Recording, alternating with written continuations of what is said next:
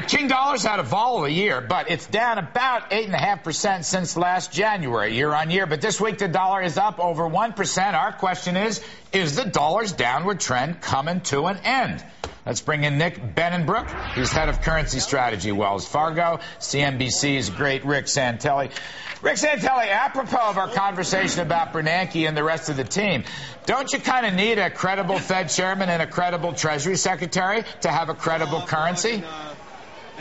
Well, you know, a lot depends on a couple of definitions of the word credible, but I think that it plays directly into the hypothesis or the mission statement of this spot, and that is the dollar. I think technically the dollar looks like it will continue to improve. Will it really get legs and really show its value? I think this post-Massachusetts sea change will play into that. And I think if you're talking about the dollar or stocks, you need to be very careful, Larry, and you're the only one who's brought it up, that you have to be careful what you wish for. Because if you're looking to get rid of Ben Bernanke for somebody more dollar-friendly, it's going to be less stimulus, less Kool-Aid. Right. That could be a big downer for stocks, but it could be a big positive for the dollar. Nick, give us your take on that. Well, I mean, I think, obviously, I would say that the market would like Ben Bernanke to remain as Fed chairman, and I think that would be good for monetary policy and probably good for the dollar as well. But I think the overall trend this year, whereas 2008, 2009 was one of a massive injection of liquidity and also lower interest rates, what we're seeing now is various central banks around the world are starting to remove some of that liquidity, and even the Fed's talking about raising rates, or at least there's some indication they're going to raise rates later in the year. Nick, why do you think that Ben Bernanke is good for a strong dollar?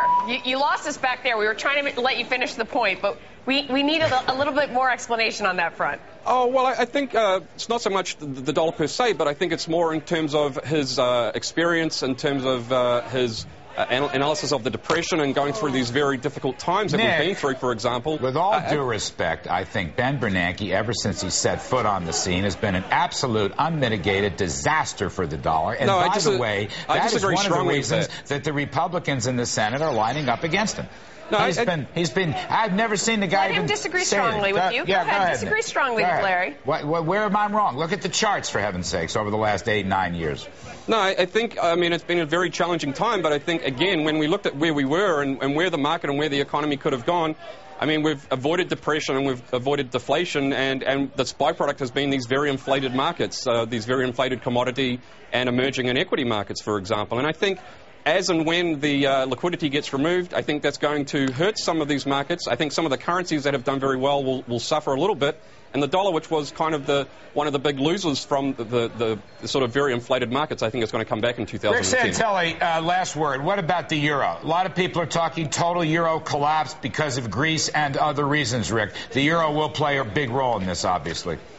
I think the euro will play a huge role in barring politics and how it affects the markets. I think just stand alone. The euro is not going to do well against the dollar, but it won't be a rout. It's going to be continued issues of without a federal government or constitution. Dealing with Portugal, Spain, Italy, and Greece is not going to be easy. Okay, we're going to leave it there, guys. Thanks to both of you for joining us.